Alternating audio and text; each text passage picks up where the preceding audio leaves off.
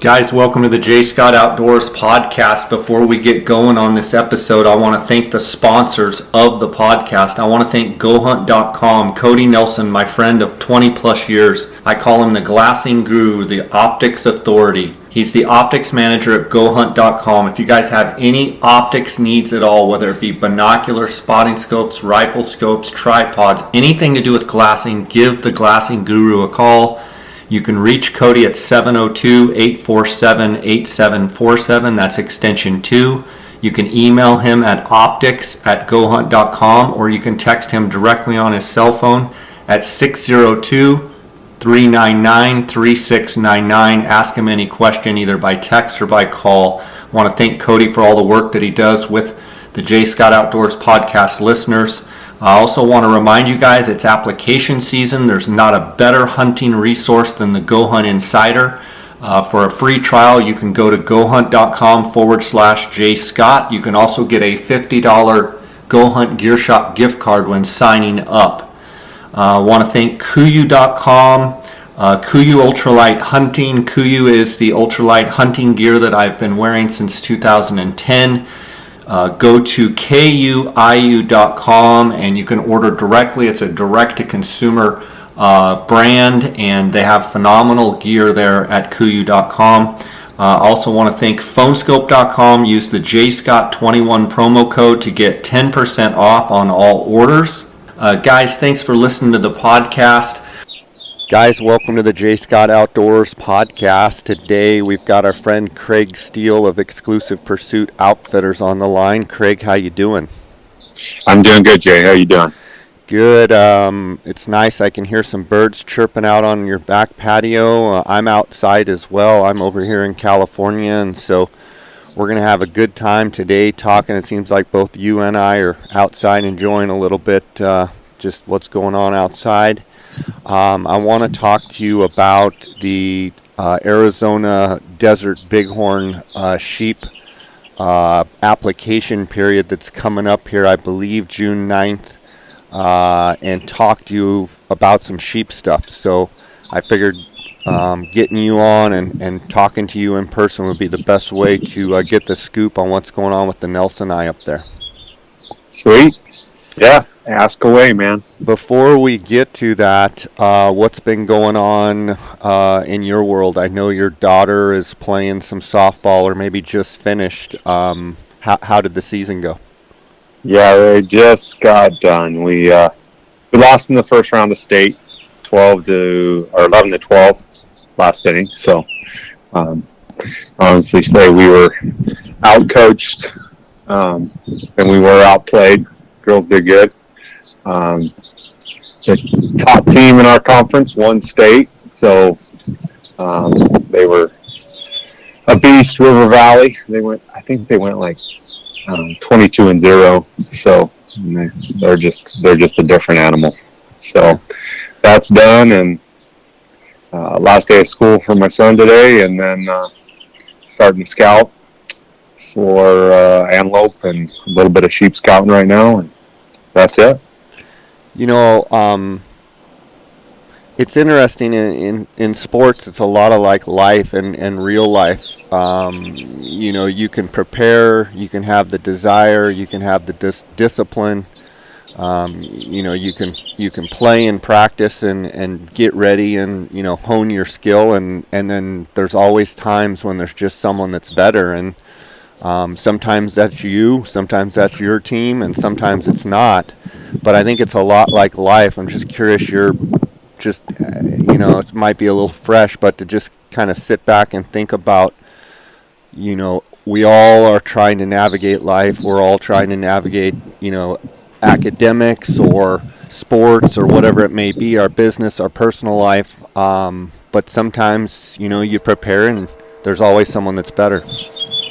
Yeah, no, there definitely is. So yesterday, it's funny that you say this. Yeah, are you there? Yep, I got you. Yesterday, my daughter this last week made a travel softball team that was formulated by another high school coach here in town. We played them, and they're a pretty good team. But he asked me to coach for a couple weeks because they were missing one of their coaches. So I'm just there and kind of watch how they do things. And are you there still? Yep, I'm here. I had some background noise, so I had you on mute, but go ahead. Oh, gotcha. So, I went to the practice, and my daughter told me, she goes, don't expect me to start. She plays first base. She can play third base and a little bit of outfield, too. The first baseman was first team All-State 3A and was the offensive player of the year for 3A. And, as I went through the practice with him and kind of just, filled in where I needed to, I realized that this coach prepares way better than what we did. We didn't have as many players, and we don't have as facilities. My daughter goes to a charter school, so we're just trying to get kids to fill spots sometimes. But as far as organization and from a structure standpoint and preparation, you kind of look back at that, and it's like anything else. If the more prepared you are, and the better you're going to be, talent takes you so far. But if you don't do the little things, you don't prepare, and you don't have all those reps and experiences and failures, then you're going to fall short. It's just the facts of life. Yeah. I mean, I think when you can match talent and skill with preparation and proper preparation, that's when you have a deadly combo. And I think you see that, and as we grow older, I think we see it over and over and over in certain circumstances where someone has tons of talent and whatever they do, and maybe they don't make it, they're not as successful. And then you've got someone that doesn't have as much talent, but they prepare like crazy, and they treat everything very, very seriously, and they go so far. But then when you have someone that has extreme amount of talent and then could match that with tons of preparation, and that's when you find people that really excel and succeed at what they're trying to do. Let's talk a little bit about Bighorn Sheep. You guys had another bang-up season last year with the Desert Bighorn. Tell me about it. So we hunted in 15D South with Larry Irvin, or Irvine. And he drew with, I think he had over 30 years of applying, but he missed 1 year, so he was 1 or 2 off max, I think, points. He drew that tag. So he was a former Arizona resident. He moved to, I think it was Iowa, to follow his family out there. But just a great guy. Called me up, ended up booking the hunt. And, I had a few rams in mind. And as you know, that south side it's pretty big. It's kind of grueling the glass and grueling the scout, and you can miss stuff really, really easy because there's just a lot of country, and there's a lot of country with no sheep in it, or very little, but there can still be a ram in that area. But I put a lot of time in, and one of the rams that we were kind of excited to hunt, he ended up breaking sometime in late August, early September. He broke probably about, 6 to 7 inches off. So he kind of fell on our list, and then we were looking for another old ram, and he kind of ditched us. He was a really good ram, and got down to the opener, and the night before the opener, Larry and his buddy ran into somebody that was locally here that was helping out the woman that had the other tag, and she drew, I think, with 0 points or 1 point. But she wasn't hunting until the next Friday, so that kind of relieved a little bit of pressure. We kind of spread out the crews on the first day. I had more help than I've ever had on a sheep hunt. And Lee and Hunter went in and glassed up and found a big ram. Lee called me and said, I know we're not supposed to shoot the first ram that I see, but you might want to take a look at this ram. And we had him get a lot of video, and I reviewed the video and pictures, and the next day, they bedded the ram that night. The next day we went in there and we killed that ram, and he was just a heck of a ram. He's 8.5 years old. 8.5 plus. He might be 9.5. 40 by 40 on his length. And he was 178 and change gross and 177, and I think he was 6'8" official net. Just a hell of a ram. The only thing he really lacked to be 180 was a little bit of bases. I actually had a little bit of sinusitis, and it kind of squeezed a little bit of his circumference on one horn, or else I think he would have probably grossed it because he had a chip over there. It was decaying. But yeah, it was a hell of a ram. You talk about that 15D South, and we're going to kind of go through the units. What is the status of the pneumonia, not only in D South, but D North, and some of the major units, 16A, some of those units that you hunt the most? What do you see going on there as far as the pneumonia? I see rams, with it. I'm not sure what they got back on their test swabs of the sheep. I've seen a few sheep coughing and stuff. It's not like I'm seeing sheep dead. I think the biggest die-off is occurred, in my opinion. I could be wrong, and specifically 15Ds. And I didn't see a couple years ago when we hunted the raffle and had a 16A hunter. I didn't see that. I think I saw one ewe that was coughing in 16A. So you're still seeing sheep, and that's definitely impacting them. But I think I'm hoping we've kind of bottomed out on our losses as far as that goes. So I just seen an old ram the other day that he's got to be pushing 12 years old. He's at least 11, and he was healthy as a horse. I don't know if he's immune or what the heck, but and he was with 2 years ago when I first saw him. He was with a ram that was sick, and so, anyways, I wouldn't be scared to apply for some of these units, at all.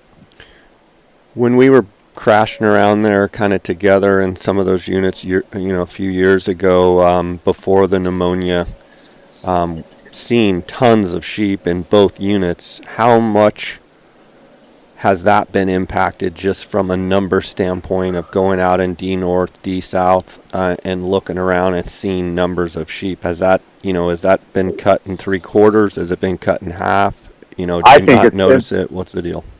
It's probably half, Jay. Last year I think I counted one day in D South. I think I counted 70 sheep, which that's a lot of sheep for there. But in D North, where you just kind of the mecca where you would see, you could see a couple hundred sheep, 100, 150, maybe 200. A good day, you're probably seeing 30 to 70 sheep.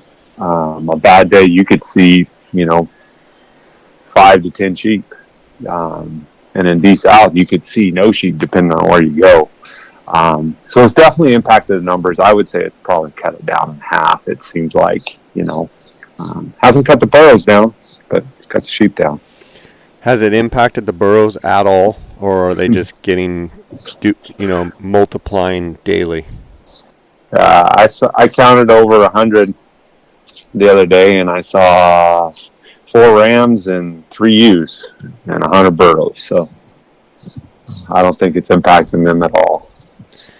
Craig, I want to go through some of these Nelsoni units, and then I want to come back to some of your favorites. But and I'm getting a little bit of wind noise from you, so if you could muffle or just do something to try and minimize that. Okay. I'm going to go through these units, and I kind of just want a 15 to 20 second, 30 second overview of the unit. Thoughts, whether it be don't apply or look elsewhere or buyer beware or whatever it may be. Just kind of run through them here. Yep. 15A, 15B.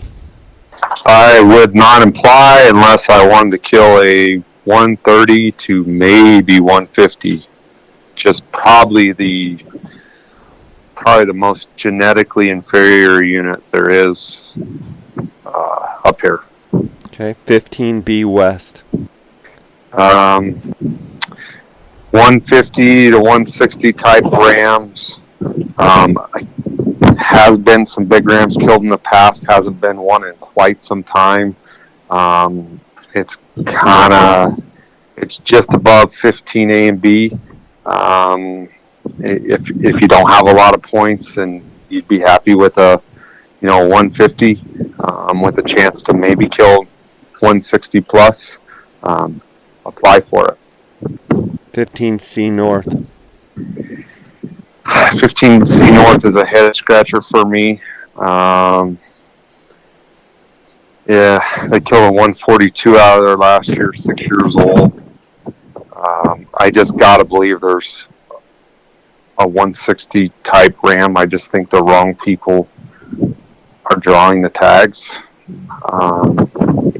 There's not many, but that unit is just historically can produce a good ram. So it's kind of just right above 15B West, and they're right next door to each other. So that's kind of, if you'd be hunt your ass off, you'd kill 160 in there, I think. 15C South. One thing about 15C North, kind of after you mentioned 15C South, is it is a 2-month hunt now. So bear that in mind. If you have some time, I know a lot of guys don't have that amount of time, but it gives you or your guide an opportunity to really poke around and try to find the best ram. Same with 15C South. 15C South is, just obviously south. It's a dirt road that, separates D North from D South, so those sheep cross over in there. The kid this last year killed a 9-year-old 165-inch ram. It's over the last probably 5 to 10 years. Historically, if you hunt your butt off, you can kill mid 160 in there. I think it's a pretty good hunt. Don't expect to see very many sheep, and many days you won't see any sheep, but it's definitely one will be on some of the apps in my household. 16A. 16A, they killed a 153, 154, and a 83. Must have been a one-horn ram. 16A is a mother. I kind of think it should be a 2-month-long hunt, just like C North and C South. We killed a good ram out of there a couple years ago, the biggest ram I think that's been taken in the last decade in there. It's just hard to kind of hone in on where exactly all the sheep are. It's very choppy. The giant unit with a lot of habitat, right? Yeah, a lot of habitat on that south side. They could cross over. Potential. I mean, they've killed 180s out of there before.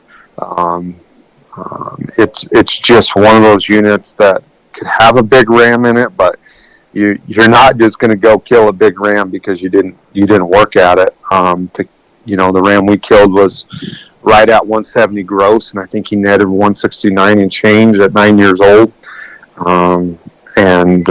We killed him on the 8th day, and that's from people that are pounding it. Both the hunters this last year called us, and I wish we could have done more with them, but it is what it is. It's a grueling, daunting hunt, big area. Could be a big ram in there, but you're going to have to work your ass off. So it's a hunt. I wish it was 2 months, but it's only 1 month. And if you get the tag, just know that there could be a big ram in there. You just got to work at it and get a little lucky. 16A South, 18B.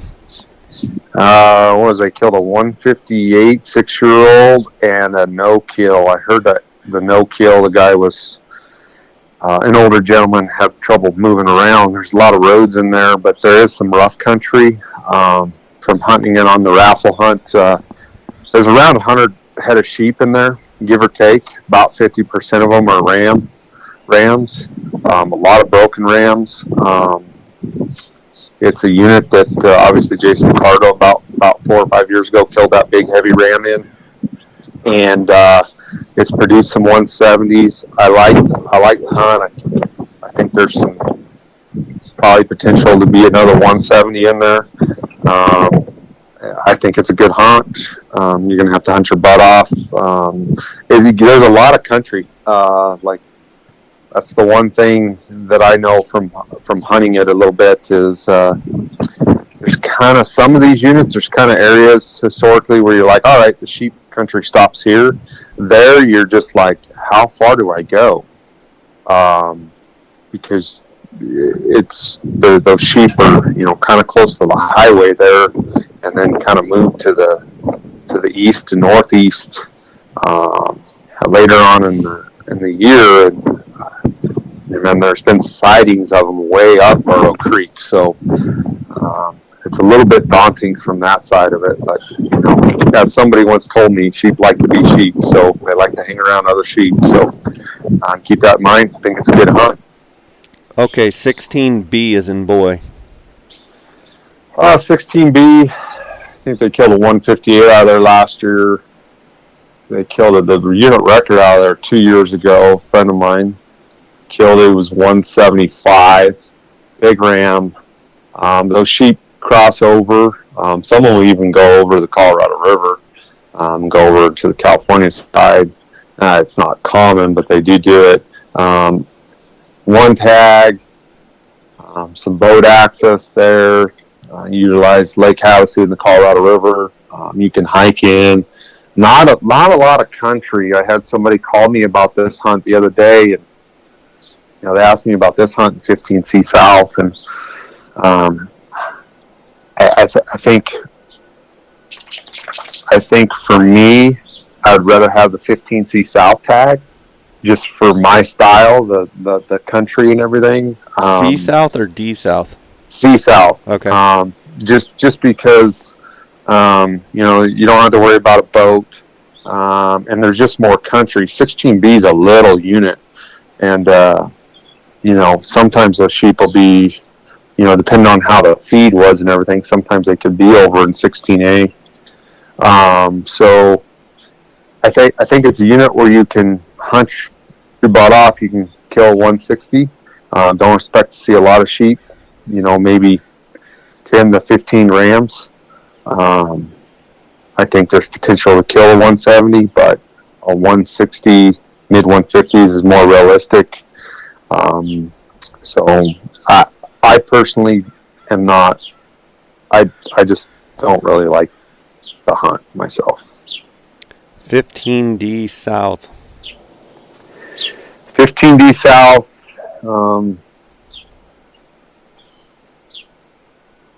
Good hunt.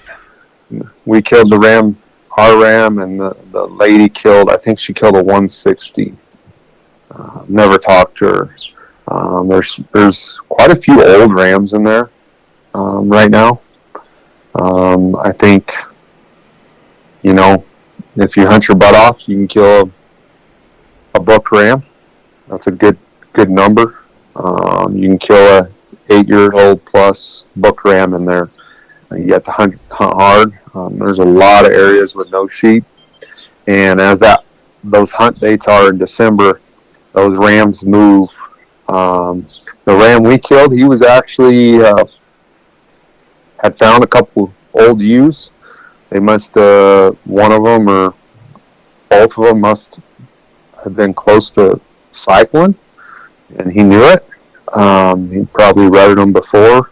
They were in some country that doesn't have a lot of sheep, so we got pretty fortunate there. So there's, always those little pockets of outlying ewes in there. It's just big. It's big, vast country. Larry was 70-something years old, and there was areas that I was looking that we got lucky. We killed his ram kind of low. Or real low. There's areas in that unit that you've got to go in 6, 7, 8 miles, and to get one killed. So just know that it's not so much that it's super rough. It's just big, and all wilderness pretty much. So it's a good unit for a book ram. I like it because there's only 2 tags. To me, it's a better hunt than D North because there's only 2 tags. 15 D North. Killed a giant. They killed a giant in there. A local guy did this last year. I think they killed a 171 as well, and then a 160, and then a no kill. I don't know how somebody did not kill in there. You pretty much can see sheep every day. Obviously, you know as well as I do, Jay, there's a lot of nooks and crannies in there, and you think you can see it all, and you don't. A little steeper, a little rougher as far as rock formations and steepness in country than compared to D South, but not as big. More sheep. It's a good unit for a buck ram Steele. 4 tags, I think, is always, especially with the numbers they are now, you're going to have a little competition. Kind of how it went last year on that big ram, from what I was told, was there was a husband and wife that drew, no bonus points, from Kingman. Same application, first time ever applying. Drew the tags. They had found the big ram before the season. I knew he was pretty big, but didn't know as big as he was. But they had found another good ram, and it turns out that one of the other hunters was on the other good ram, and the other hunter killed that other good ram, and that was the 171. So then they turned around, and the wife shot I think it was an 8-year-old 160 ram, and then they went and hunted for 4 or 5 days, killed the big ram, 9 years old, or 8.5 years old. I think it was 183 net. So just know that in that unit, the first couple days, or the first day, there's probably going to be somebody else on your ram. So unless you just get lucky. But as you know, Jay, it can produce a 180, but don't expect that. A book ram, 8-plus-year-old book ram in there is a really good ram. If you kill a mid-170s, you've killed one of the top rams that's ever come out of that unit. So it's a lot of people's favorite choice. Personally, I would pick D South over that just for the hunt experience. In my personal opinion, I just like the country better, and I like being off by myself with nobody else glassing around. And so that's why I would pick D South over D North. But historically, D North has produced bigger rams than D South. So, just a thought that occurred to me. So the Claude's big ram that we killed on the raffle, I believe, was in the 13-14 raffle season. And that ram, if it didn't have that chip, would be 190 inches gross. It ended up 185 and 3 gross, but literally had 4 and something missing on one chip. There's been other rams in that 182 to let's just call it 185 range. Why? And not like they're 11, 12-year-old rams. They're 8-year-old, 9-year-old, kind of at the prime of their life rams. Why does it seem that the big, wide flaring 40-inch, the rams I'm talking about because you've been involved with several of them. Yeah. Why do they come out of D North and not really anywhere else? Well, I will say I think they're D South. Obviously, you know how the unit lays. I think there's rams in there. I think there's probably 180s laying dead in there. I think though we might be at or near the biggest ram killed in D South. I know there's been a couple others that have been 177 to 179. Claude's ram, and this ram that came out this last year both had bigger bases. I think Claude's ram had bigger bases than this ram. Oh yeah, over 16. And this ram I think he had 15 and a half inch bases, and he just carried his mass real well, and he was 40 by 40.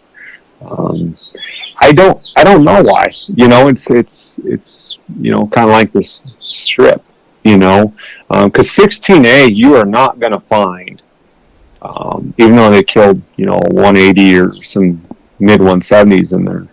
Those rams, to me, aren't typical Nelsoni. They're more.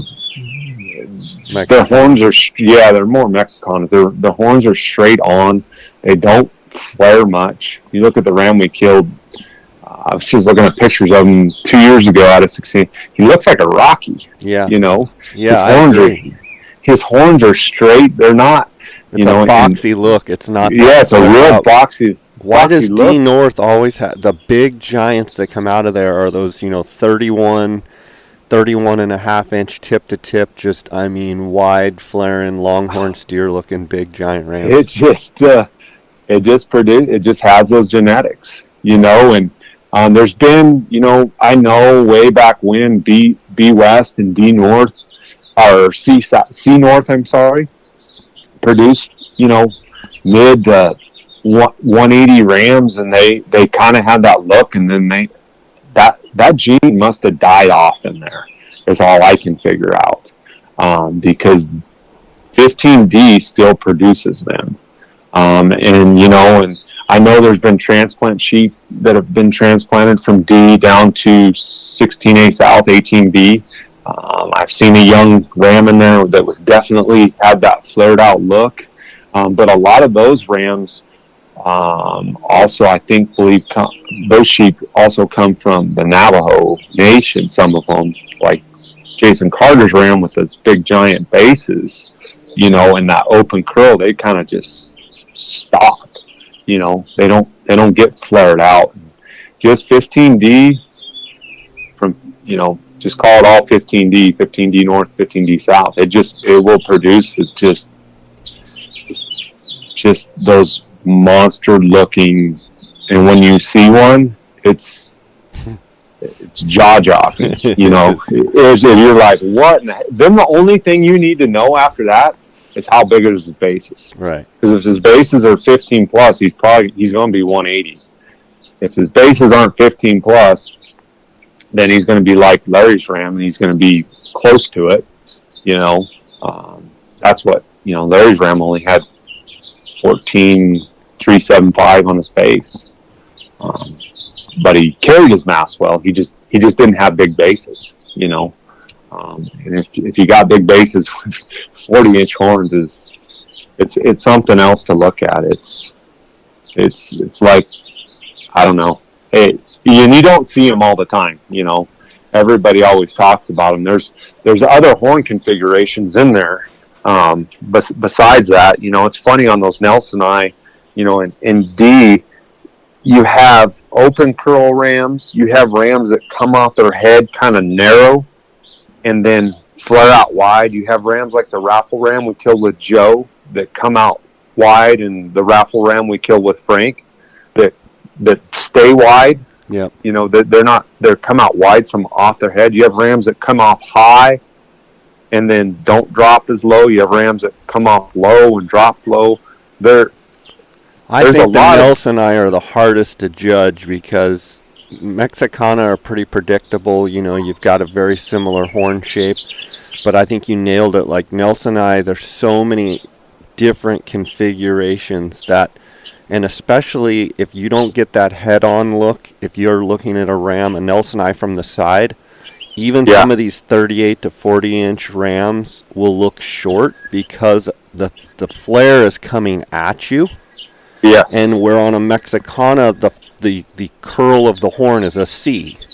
and you can see it, and you can see the mass because the mass is laying perpendicular to you, where a Nelsoni, because that horn is literally coming out in your direction 14, 15 inches, that the mass, the horn is laid at a 45, and you can't see the last mass measurement. You can't get any sense of that unless you're looking at a quartering, or from behind, or a dead-on look. So, I mean, would you agree that Nelsoni are, I think they're 10 times harder to judge than a Mexicana? The worst ones on the Nelsoni's for me are like Jason Carter's ram, are those open curl rams with those big bases, because you look at them, they just don't, other than the big bases, and you can see they're heavy, they don't turn up. Yeah. And like you said, you're like, what in the heck? A perfect example is like, you put a ram like Claude's ram next to Jason's, and 99 out of 100 people would be like, there's no comparison. Like, they're not. Claude's is so much bigger than Jason's, but in reality, Jason's outscored Claude's. That's where mass, as we've talked about, mass is everything with sheep. I wanted to touch on something, raffle hunters. I've taken raffle hunters. You've crashed around with us, and we've done them together on raffle hunters. You've taken raffle hunters. The raffle Nelsoni tag prior to the pneumonia was a premium tag. I feel like for a few years with the pneumonia, the tag kind of lost a little bit of its luster. But I feel like in the last year or two, people should be really energetic about buying those tickets for that Nelsoni raffle tag. And just so people are clear, there's auction tags that you can buy, and they're for Mexicana only. And the raffle desert sheep tag is Nelsoni only, so you can only hunt the Nelsoni units. Do you agree with the fact that it was a real premium tag, then for a couple years it kind of lost its luster a little bit, but that people should really be back into it because there's some great rams around? I think, it could be just who won the raffle. You know how that goes. It's kind of unpredictable on the raffle side because it is a raffle. I think if you win one of those raffles, whatever it may be, but specifically on sheep, because that is literally in the open market a 60, probably with inflation now, an $80,000 hunt in anywhere in an open market, which is Mexico. And you're not going to do this again. You see this all the time with people that just apply. Thank goodness I had a cousin that was hunting with the two that had 0 points. They're his family, and I'm sure he was the one that prodded him to stick it out and try to hunt for some older, bigger rams. But you see it with sheep where people will just apply and they'll get the tag, and they really don't understand what they have and the model. And the fact of it is in the sheep world, it is predominantly all about killing older age class rams. That, if you meet any sheep just lover, 9 times out of 10, he won't even ask you the score. He'll ask you, how old was he? Is he mature? And if you get one of those tags, just realize that there is a lot of rams that are 8, 9, 10 years old that would be a trophy for that tag, no matter if they're 168 or 180, even mid 160s. But you gotta not take that for granted that is the case. Whether you hire somebody or don't hire somebody, you need to shoot an older age class ram. That's what that tag is meant for. If you will just call people, if you don't know I would even, you can send me pictures if you draw the tag and you don't have the money to hire a guide. As long as I won't go out in the field and, because I don't even get to hunt with my family most of the time anyway, but I'll look at the pictures and say, hey, this is what this ram is. Don't shoot him or not shoot him. The father, son, and 15C South, it was a 13-year-old kid that had the tag. That's same thing I told him. I knew him and I said, hey, I'll try to make it out when I get some free time. I didn't have any free time until after Christmas, and they killed before I could get out. And I said, send me pictures. He kept sending me pictures. I said, keep hunting. I wasn't. They hunted. They found the ram, but he just sent me pictures, and and they ended up killing a great ram. They just worked their butt off. But you can't just go out there with that tag. You need to kill an older age class ram. There's plenty of them out there. And that's my biggest thing on those tags is, and it's spend a little time. Yeah, spend a little time, enjoy yourself. So many people treat it like it's drawing a deer tag instead of a once in a lifetime. I can't tell you how many people are finished in the first hour because they're afraid they're not going to get one, so they see a ram, any ram, and they just shoot it because they're like, oh, I didn't scout and I don't know what I'm doing. And, that time of year in December, like they've burned through on, helping their cousin on an elk hunt and helping so-and-so on this, and then they've got 2 days to hunt sheep, and it's mind-blowing to me. I get it every year. I get people, oh, I just didn't have the time, and, the other thing I'll say is I'm kind of like you. I mean, I probably had 8 or 10 different people that had tags across the state, and some units that I knew and some that I didn't. But I encourage them to do the same thing. Send me pictures. If you have any question at all about the ram that you're looking at, send me a picture. Yes. And I can't tell you how many times like they send me pictures, and I'm like, listen, I'm not trying to tell you what to do. Are you having a good time? Oh yeah, this is fantastic. Okay. You're looking at a 6-year-old ram there. Keep looking and keep sending me photos. And if anything, what I think it did or has done is it keeps people more engaged to be like, okay, we're all right. We're going to get one here. We don't have to shoot the first one we see. And Jay's telling us, hey, there's a lot more older rams. There's a lot more mature rams than what we're looking at. So let's keep looking. And I'd say 75% of those people ended up sending me pictures going, ended up hunting 4 or 5 days. We saw lots of rams. Thank you for holding us off the trigger, and look what we shot. And here's, a 9-year-old that's a mid-160s, or, there was even a couple low 170s rams. And, I mean, I know those are people that would have probably shot the first 150 ram they saw. Some not. There was some that were really grinding, and that's great, and wanting me to help evaluate rams. And I'm the same way. Like, I just want to see people maximize their once in a lifetime hunt. Yeah, no, that's it exactly. And if you get a tag, and it's usually residents that are the ones that don't understand what they have. Some occasionally non-resident, but most of the time non-residents, when we apply out of state, we know, kind of the deal and the value of the hunt. But usually residents that don't hunt a lot, they apply for the tag, they get the tag. What I would tell you to do is, go write yourself a $65,000 check, hand it to your wife and tell her this is what you won.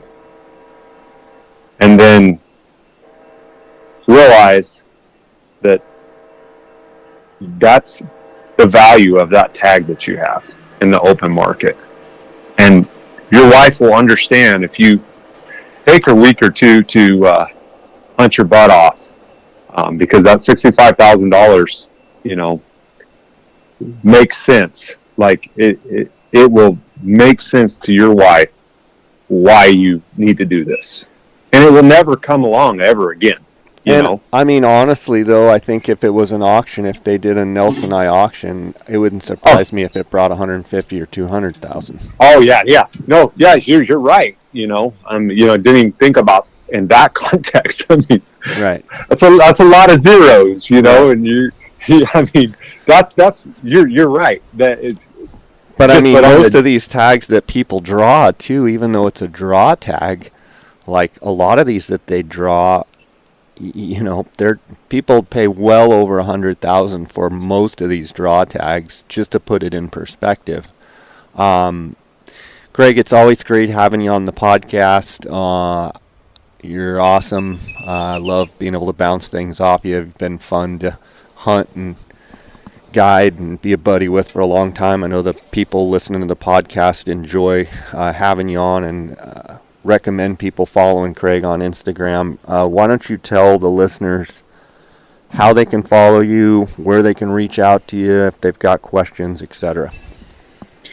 You can follow me on, I think Instagram's probably the best. Craig Steele AZ. You'll see I have content on there. You can, my number's on there. You can direct message me. That's probably the best way to get a hold of me. I'm not on there every day on my personal account, but I'll see it within a few days if you message me. And like I said, my number's on there. That's probably the best way to get a hold of me. As far as for hunting purposes. Okay, buddy, sounds good. Maybe you'll get lucky this year. No, I'm in the Rocky pool. Don't hold out hope, huh? yeah. I think I got 19 or 20 points, and which means nothing. You know, it's absolutely nothing. It just means I got a lot of points. But so I'll be trying to apply for one of the units that I can actually get a tag in. So, but I'm not holding my breath. Right on, buddy. Sounds good. Well, all right, man. Keep up the good work. All right. All right, later. God bless. Bye.